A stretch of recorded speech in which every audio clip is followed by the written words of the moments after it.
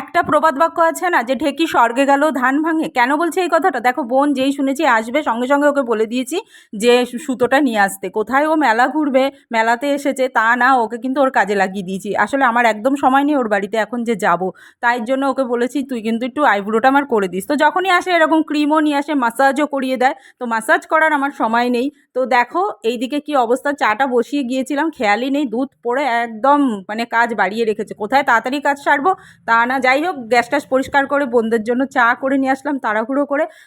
তাড়াহুড়ো কেন বলছি, দাদাভাইয়ের দোকানে এই সময় ভীষণ চাপ থাকে, আমাকে সঙ্গে সঙ্গে থাকতে হয় সেই কারণে। তো যাই হোক ওরা গল্প টল্প করে এবার বললো মেলা ঘুরতে যাবে, তো বোন আর বোনের বর বেরিয়েছে, সঙ্গে আমাকেও নিয়ে নিয়েছে, টেনে হিচড়েই নিয়েছে, বললো না তোকে যেতেই হবে। অনেকবার বলেছি আমি যাব না, না তোরা ঘুরে আয়, না না তোকে যেতেই হবে। তা কি করা যায়, যাই হোক গেলাম। যাওয়ার আগে তো দাদাভাই আবার বলে দিল বেশি দেরি করো না কিন্তু তাড়াতাড়ি চলে এসো।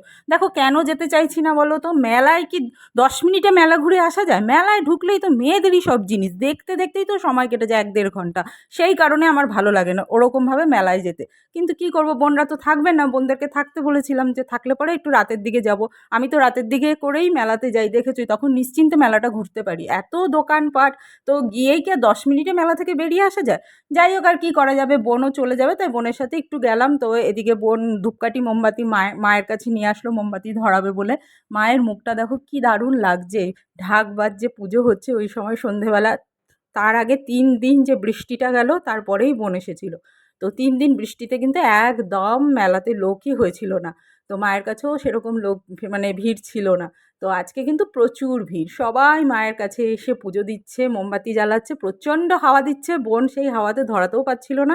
যাই হোক আমি আর বোন দুজন মিলে ধূপকাঠিটা ধরিয়ে মোমবাতিটা ধরিয়ে দিলাম তাড়াতাড়ি করে। আমি বললাম তুই পুজোটা দিয়ে নে তারপরে চল, আমি কিন্তু বেশিক্ষণ থাকতে পারবো না, সামনাসামনি একটু ঘুরে আমি বেরিয়ে আসবো, তুই ঘুরিস, কারণ মেলায় কিন্তু প্রচণ্ড ভিড়, অত ঠেলাঠেলি করে বেশি ভেতরে যেতে পারবো না। কি করা যাবে, ওর সাথে তো একটু সময় দিতেই হবে তাই না? যাই হোক সামনেই দেখো আমাদের মেলার রাস্তা থেকেই দোকানপাট শুরু হয়ে গেছে, কি সুন্দরই না লাগছে তাই না? তো দেখতে দেখতে মেলায় যখন ঢুকছি সামনেই চোখে পড়ে গেল মেয়েদের সেই লোভনীয় খাবারটা, ফুচকা। আর কি, ফুচকা দেখলে পরে তো আর আমাদের জিভে আর জল মানে টিকে থাকে না, আর কি বলবো।